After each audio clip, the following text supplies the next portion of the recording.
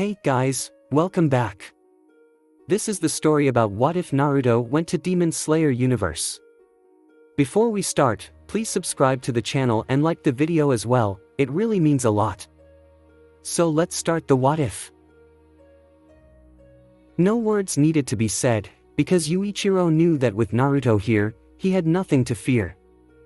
This is a tricky situation. Naruto agreed. Rokuro moved closer into the cave, the other two following behind him. Okay, I came here willingly, Naruto implored. I kept my end of the deal. Now you keep yours. A moment of silence passed, before both Rokuro and Kaminu erupted into fits of hysterical laughter. Of course, Naruto thought, hardly surprised. You're even more foolish than I thought, lower rank too intoned. You think I'd ever make a deal with humans? Nonsense. You and the rest of these people will die here tonight. What? Mikago's eyes widened. That wasn't part of the plan, Rokuro. Oh Mikago. Rokuro smirked condescendingly. You're always so sentimental when it comes to your food. But... No, Kaminu interjected. Both Rokuro and I agree with this. We're in a partnership right now, so majority rule. We're not letting a single one of them go. For the first time, Naruto could see anger bubbling in Mikago. Her horns sparked dangerously.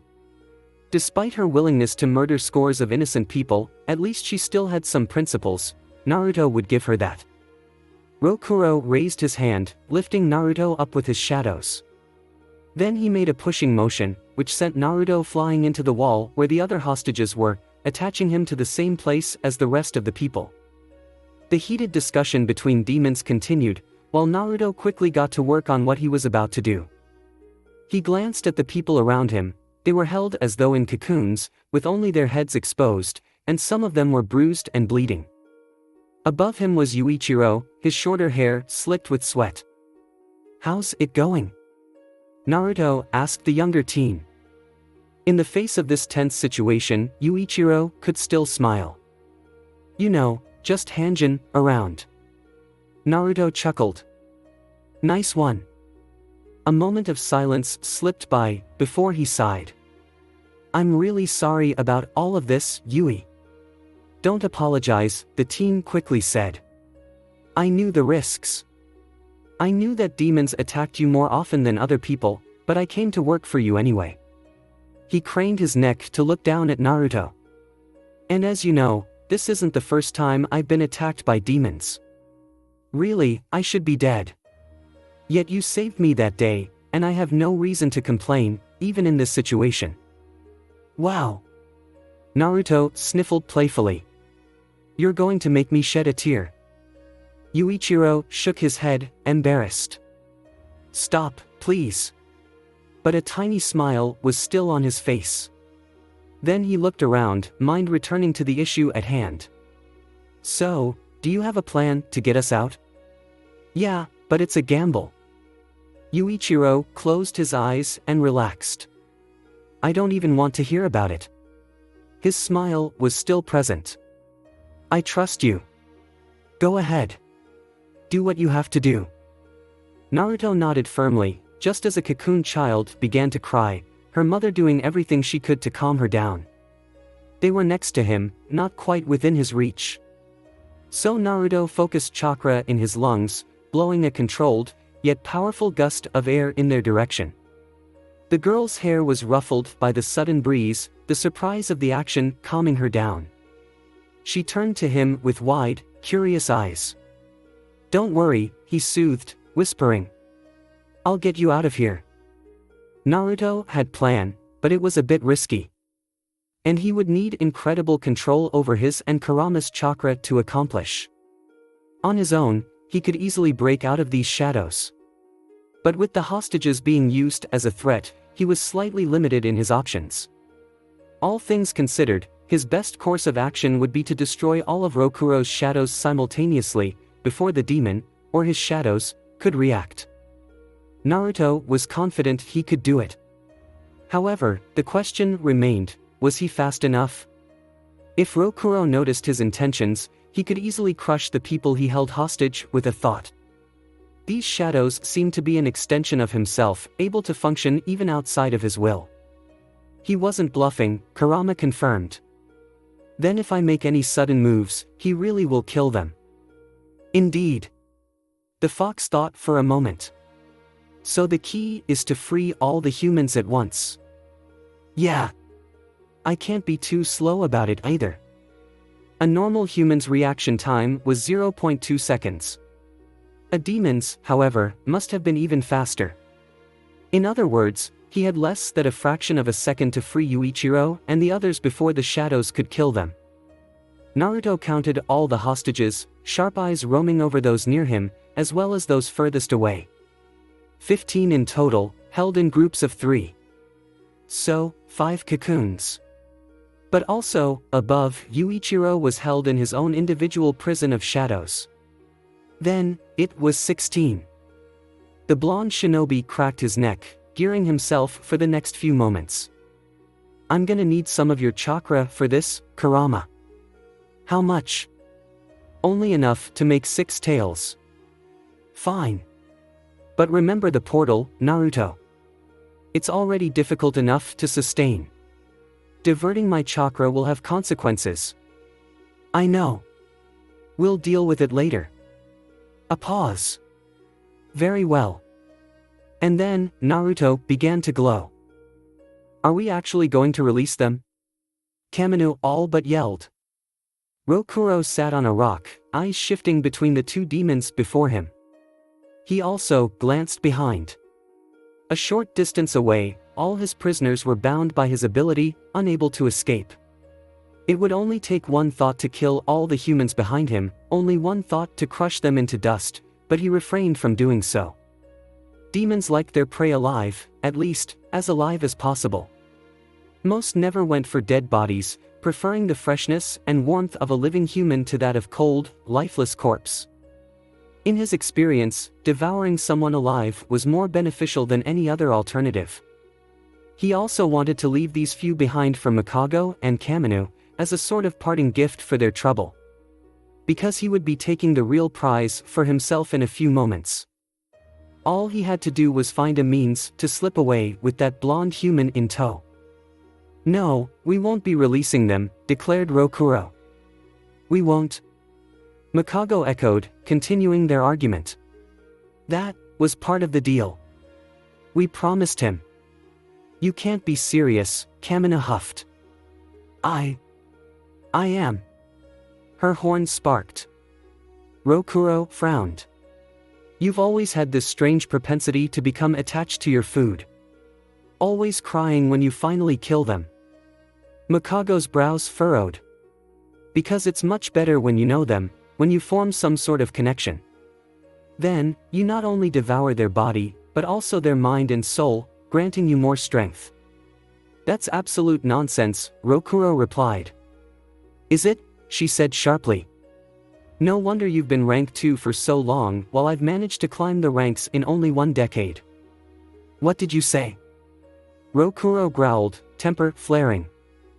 Things were not going as planned, but he couldn't help the anger that burned within him. Mikago did not waver. You heard me. Bolts of black lightning shot from her horns, striking the ground. And where each bolt struck, a new animal materialized from the ground. In total, 4 massive bears appeared before her. You utter coward! Rokuro roared, losing his calm, controlled demeanor. Always hiding behind these stupid animals, always letting them do your bidding. You don't have the spine or the strength to fight without these disgusting creatures. Anger. For the first time, fury erupted from within Mikago. You will not insult my animals. Shadows whipped around Rokuro, swirling high above him. Forget the plan, he thought. Forget trying to slip away stealthily. He was going to take that human whether she liked it or not. Kaminu gritted his teeth. Fuck this. I'm just going to start eating th. He was suddenly silenced by something startling. A golden flash of light had erupted behind them, near the hostages. It lasted only a second, but by the time the radiant glow faded, all of Rokuro's shadows were destroyed, and all the hostages were free. From the last vestiges of lingering light, Naruto emerged, ready to battle them one last time. Now, Kurama. In that moment, he felt it. A surge of power he hadn't used for a long time. It was warm, comforting, enveloping him a golden glow. He was like a flame of fire, clothes burning, hair flickering with embers of ancient, boundless energy. Time seemed to slow down, his perception shifting. He conjured 6 tails before the demons could react, stretching them out to those held by Rokuro's shadows. Only after his tails had wrapped around each cocoon did the black masses begin to react, intent on squeezing its victims to death. But it was too late. Naruto's ethereal tails were much, much faster. Enveloped by golden limbs, the shadows began to burn away, vaporized by a pinpointed focus of Biju chakra. The energy was immense, but only for an instant, long enough for each shadow to be disintegrated. At last, everyone was free. Still wrapped safely in his tails, Naruto lowered all 15 hostages, including Yuichiro, to the ground. They all stared, enraptured by the sight of being that shined as brightly as the sun itself. Even Yuichiro was surprised, for he had never seen such a form, despite knowing Naruto for so long. That's all needed, Kurama. Thanks. HM. Now, no holding back, brat. You're outside the city. Give em hell. Roger that. The glinting cloak of chakra dissipated, and Naruto brought his hands up to form his signature technique. 3 clones popped into existence, all with arms crossed. The first clone went to stand in front of the hostages, intent on protecting them from what was about to occur. His other 2 clones flanked him. Then, in unison, they lifted a palm, and 3 Raisengans began to form, one meant for each of the lower moons. 50 meters away, they all tensed, displaying a mixture of emotions. Anger from Rokuro. Surprise from Mikago. And fear from Kaminu. Because he knew this technique all too well, a shiver of trepidation shaking his entire body. In spite of the conflict that had risen between them, they could swiftly put their differences aside for the time being, eyes focused on the human about to attack them. They felt a spike of energy from the 3 copies. It wasn't the same as the one they'd felt earlier. But it was still alarming enough for them to take on a defensive stance. Rokuro wrapped himself in layers and layers of shadows, forming a spherical mass of darkness that served to protect his body. Mikago ordered her bears to stand in front of her, 3 of them, using their massive, bulging bodies as a shield. And Kaminu erupted a massive crystal wall around himself, as thick and hard as he could make it. The crack of a sonic boom filled the cave, Naruto and his clones shooting forward in an explosion of speed.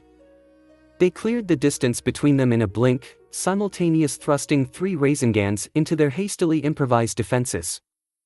10 kilometers away. It was raining. The downpour began suddenly and without warning, soaking them to the bone. Still, the trio did not stop. They raced through the forest, running after Susumaru. She led the way, following a trail invisible to normal people. The icy wind and rain against Murata's face caused him to shiver, the pain in his side slowly grew worse, sparks of agony cascading through his body. But he did not succumb, neither did he waver as they moved through the dark forest. Ozaki was by his side. Her face was scrunched in pain, but she too pushed on. However, it was clear that they were slowing the pace. Susumaru was getting further and further away. She turned back, concerned, yet irritated. "Go on ahead," Murata called.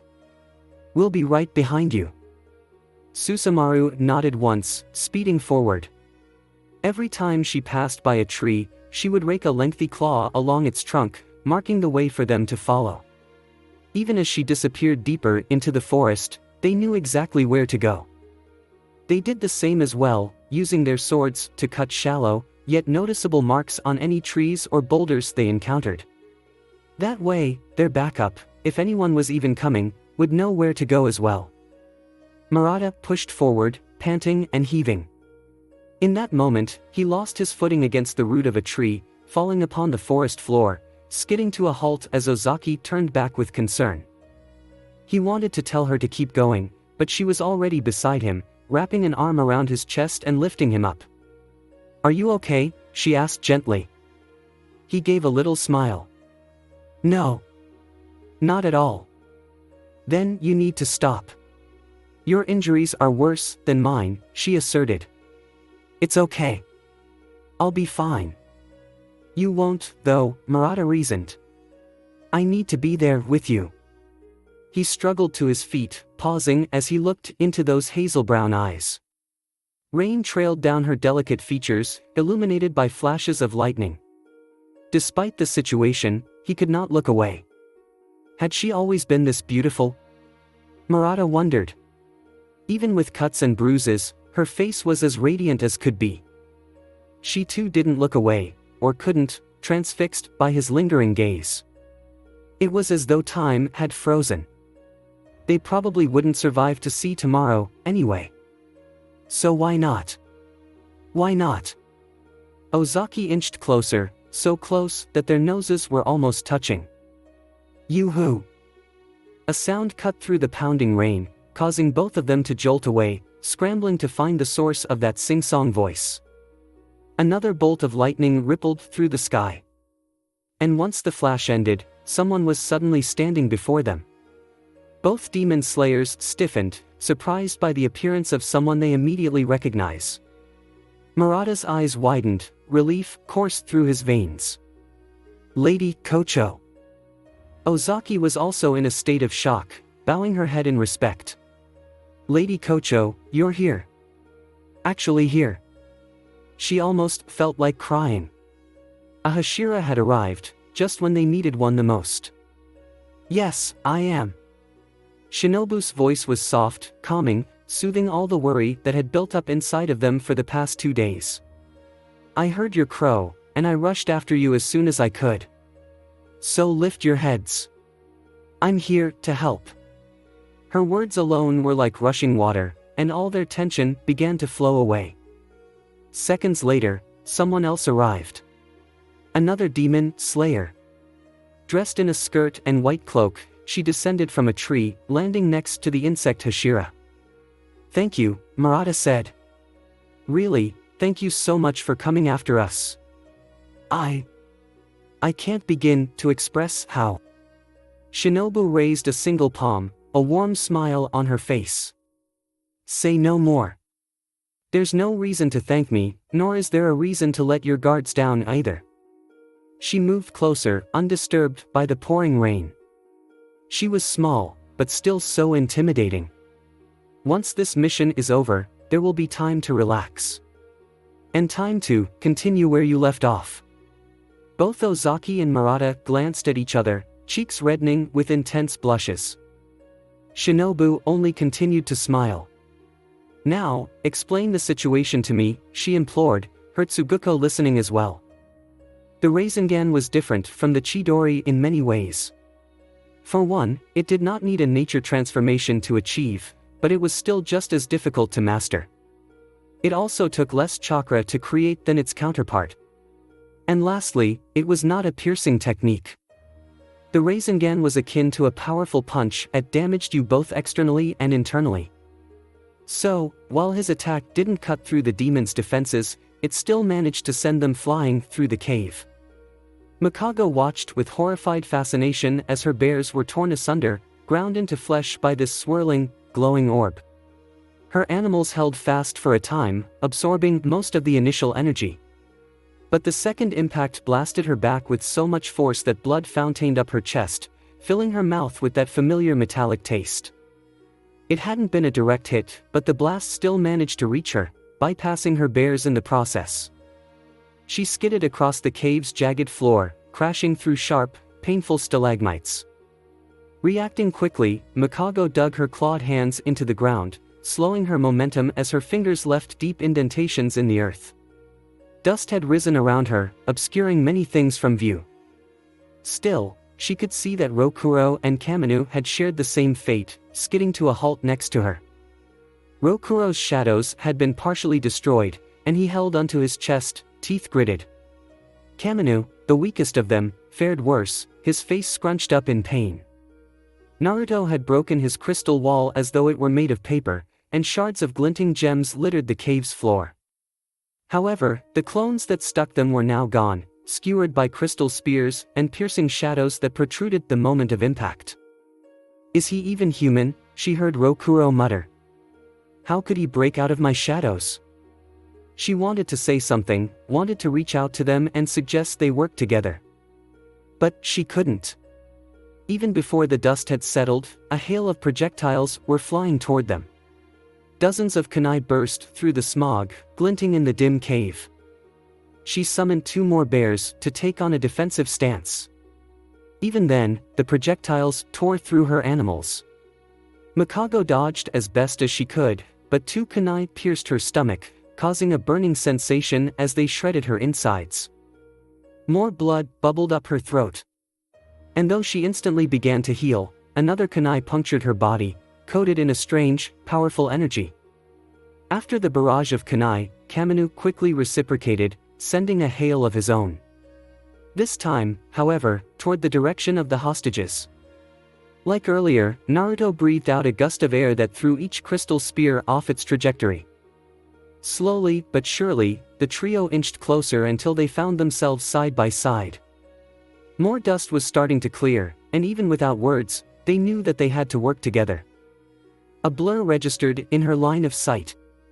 Above, Naruto was descending, eyes narrowed as he shifted through hand signs. Rokuro roared and sent his shadows to intercept the blonde above. Black tendrils shot upward, tearing through the air, intent on skewering him. Yet Naruto did not falter. He exhaled once more, breathing out a compressed ball of wind that knocked the shadows away and came crashing down on the demons. It was like being crushed. Mikado grunted, the force of the air pressure like an angry giant's fist. She could not stand, pushed face first into the ground, cracking the earth beneath. Before she could even recover, he was upon them, choosing to engage in close combat. She felt a blow to the face, a kick that bruised her ribs and her rolling across the ground. Even then, she summoned her animals, wolves, dogs, bears, and birds. All of them. Everything she could muster. By the time she was finished, over 30 creatures had appeared, snarling and growling as they rushed to engage the blonde. She'd been wrong. Terribly wrong. Naruto wasn't as strong as a Hashira. No.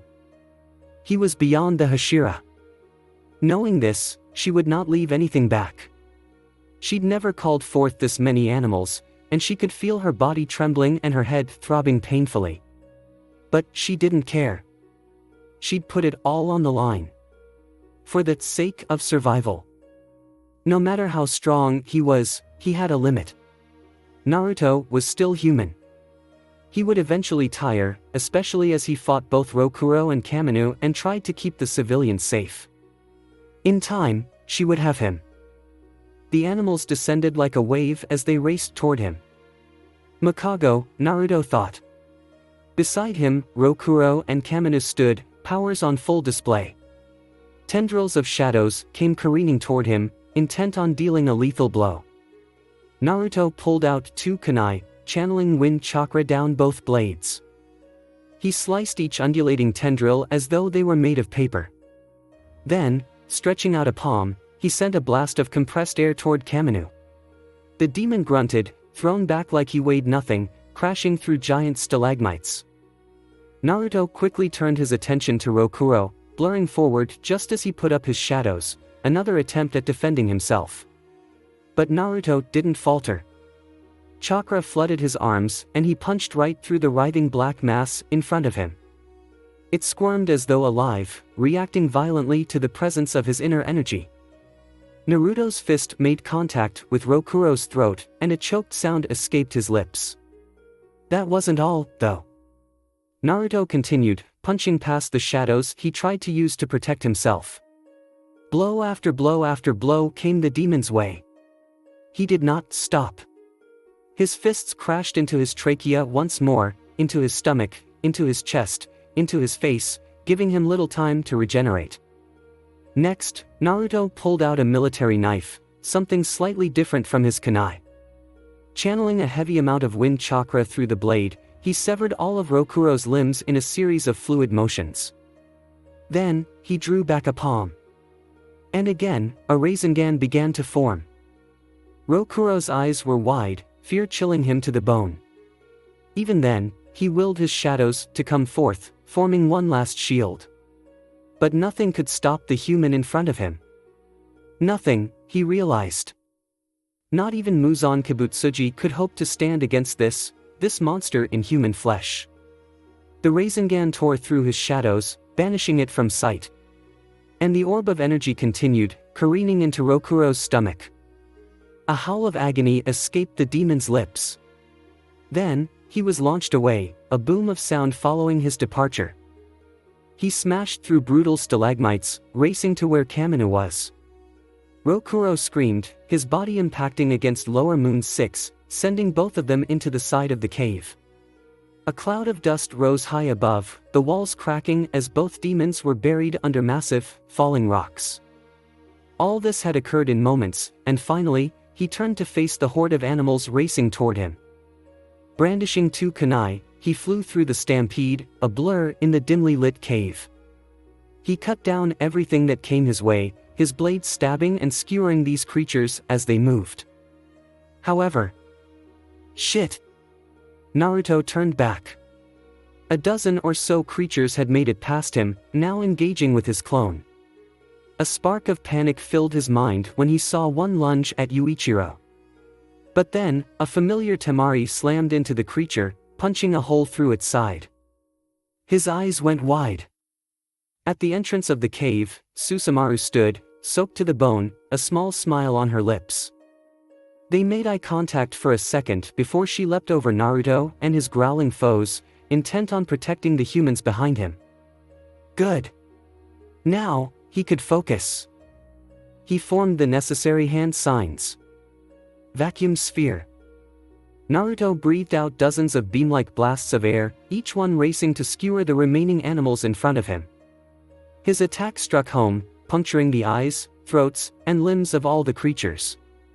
Most of them collapsed, unable to stand, for he had deliberately targeted their weak points. Based on his earlier observations, it seemed Mikago's animals took far longer to regenerate than normal demons, which would give him enough time. Behind the wall of injured animals, he raced toward her, unhindered. She caught his gaze, a flash of terror coloring her features. Mikago did not try to move, nor did she turn away. She couldn't. Her legs buckled, body suddenly drenched in sweat. This was it. She was going to die today.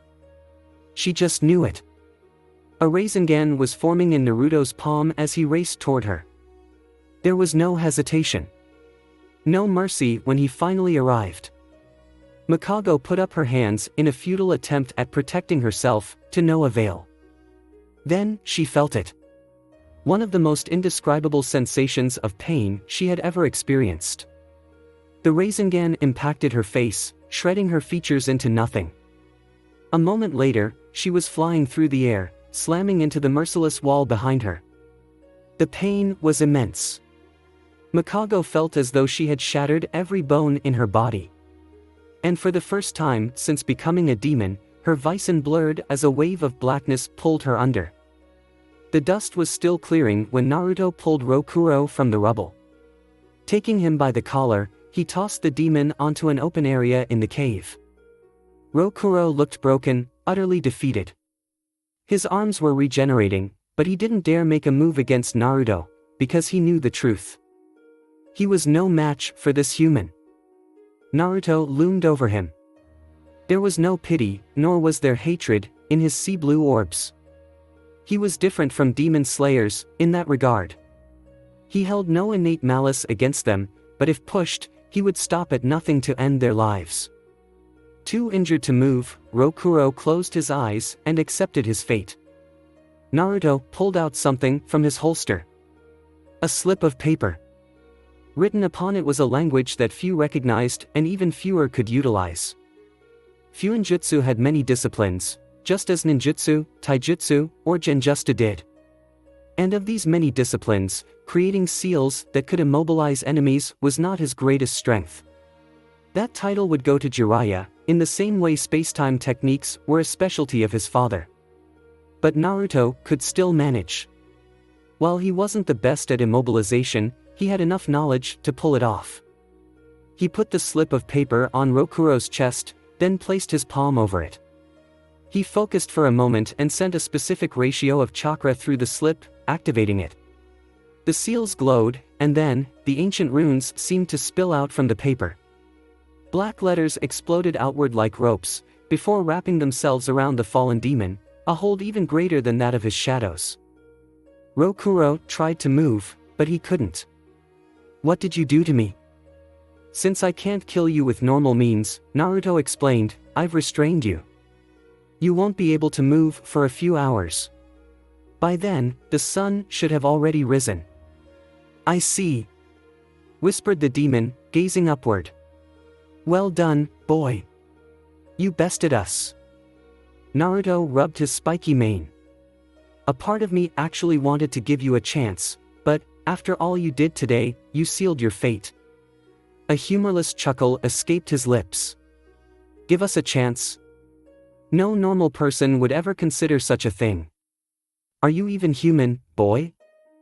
Naruto shrugged. "I'm human. But, by this world's definition, who knows?" Rokuro rose a brow, but said no more.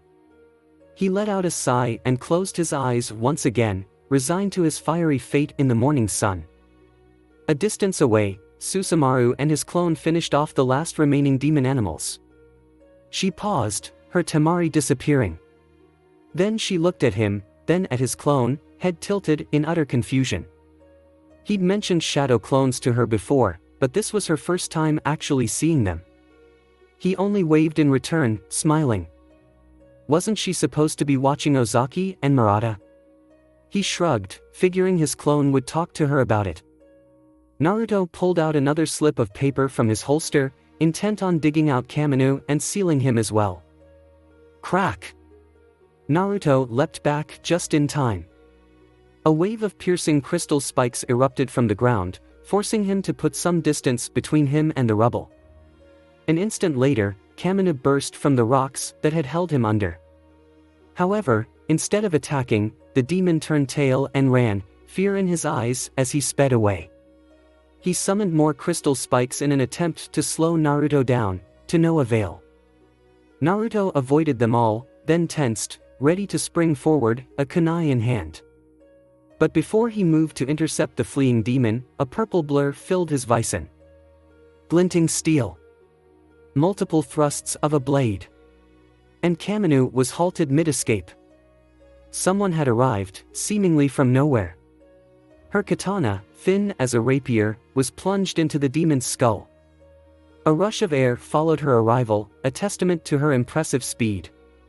Ha! Naruto abandoned the chase, observing the new arrival from afar.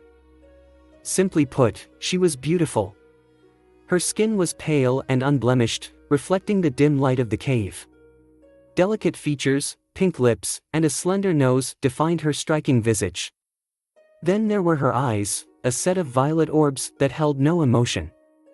Likewise, her hair was black, the ends of her bangs tinted a vibrant purple hue. She was also small, tiny, barely tall enough to reach his chest. Yet, she did not falter as she faced the demon desperately trying escape. Kaminu's face twisted with rage. He lifted his hands, forming two crystal swords. "You bitch!" He stiffened, stumbling back as the woman swiftly retracted her sword from his skull. Then she stabbed him again and again, multiple thrusts puncturing his chest. A moment later, Kaminu was on the floor, sputtering incoherently as dark, grotesque veins bulged along his body. His face and limbs swelled to twice their normal size, his eyes popping from their sockets. He screamed, horrified and afraid, writhing in pain.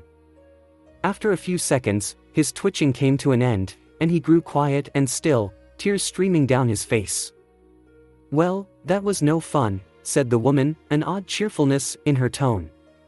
She did not sheath her blade. Instead, she moved forward, stepping over the dying demon at her feet. She met Naruto's gaze, head tilted as she caught sight of the restrained Rokuro just behind him. What's this? Still on the defense, she stopped just short of him. Like he thought, she was small. The woman gazed upward, features devoid of genuine emotion. Are you Naruto Uzumaki? Yes, he replied, curious. She was a demon slayer, judging by her attire. And you are? Oh. Pardon me, the pretty woman chirped with a bright, fake smile. I'm Shinobu Kocho, Insect Hashira of the Demon Slayer Corps. I received an urgent message from 2 other members concerning an attack on Tokyo.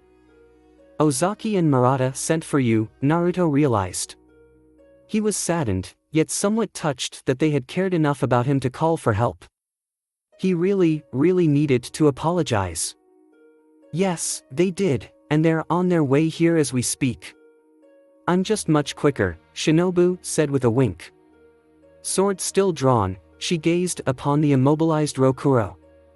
I was under the impression that you needed to be saved, that you were being held captive. Naruto rubbed his hair sheepishly. Well, that was the case a few minutes ago. Shinobu nodded slowly, enchantingly. She inched closer, so close that he could almost feel her against him. She gazed upward, past her drenched bangs, beautiful eyes locking with his own. And might I ask why there is an injured demon behind you? He met her gaze calmly, even as she stood on the tips of her toes. Despite the proximity, he did not back away, nor was he intimidated by her presence. Him? I beat him into a bloody pulp, obviously. Especially after he threatened all those innocent people. She glanced at the other hostages, who seemed to be in the care of someone that looked strangely similar to the blonde in front of her. And for the first time, Shinobu's eyes widened a fraction. Then, she backed down, stepping away. You beat a member of the 12 Kazuki? Shinobu inquired. She glanced from the fallen demon back to him. Then she took another look at the injured, twitching animals around the cave. But you're not a demon slayer? Nope. Naruto grinned. Not just one of them, though. He pointed a thumb to the other side of the cave, where Mikago was. She was out cold. Behind her were cracks in the walls so large, that it was difficult to believe a normal, untrained human was capable of such a feat. Now this is unexpected, Shinobu murmured. Her momentary shock was quickly pushed aside, replaced by that oddly calm demeanor and blank, emotionless eyes. Did you kill him? Naruto gazed at Kaminu's unmoving form. Yes, she said cheerfully. I made sure to use one of my stronger, quicker poisons. Of course, he also suffered in the process. But unfortunately, there was nothing I could do about that. Right. Naruto did not believe her for a second. Regardless, he couldn't blame her either. After all, he'd done the same to them just moments ago, utilizing techniques that were quite painful. So I don't have to wait for the sun to rise, then? Shinobu nodded. What a relief. In that case, I'm sure you can handle the rest. Naruto stepped aside, and Rokuro began to tremble. He'd listened to their entire conversation. And even though he felt his death was inevitable, the fact that it was about to happen so soon still terrified him. Be careful, Naruto warned. He uses shadows to attack. They're really annoying. Thank you for the information, Shinobu said warmly, sword in hand. Just then, a black shadow shot forward, aimed at the female demon slayer. She didn't flinch, gracefully dodging the desperate attack, moving through the air like a butterfly. Even without the use of his hands, Rokuro could still make somewhat complex structures, though his control was severely lacking. The shadows grew in size, taking on a protective shape around the fallen demon. Even then, Shinobu did not relent. She immediately took notice of the fact that he still wasn't moving. What happened? She asked. Why is he just lying there? Naruto gripped his kunai, ready to assist at a moment's notice. I used a technique to immobilize him.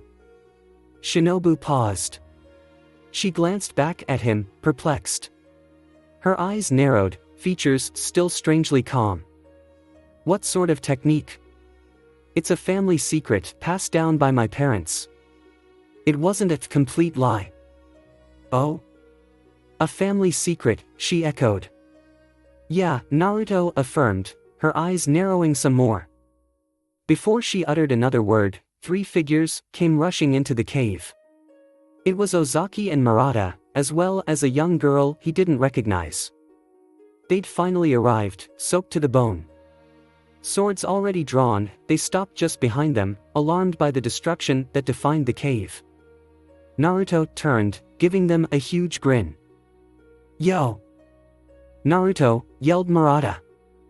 You're okay. Ozaki exclaimed, relief in her voice. Come on. Of course I am, he shot back. What, were you guys worried about me? Yes, they said simultaneously. Naruto chuckled in return, looking upon them with a warm gaze. Then I'm sorry for making you worry, he added gently. And I'm glad that you came to help, even when you didn't need to. Thank you. His sincerity froze them in place, and both demon slayers could only nod in reply. Thanks for watching. I hope you enjoyed. If you enjoyed this what if and want to see next part of it, comment down below and let me know. Also share this video with your friends. See you in the next video. Peace.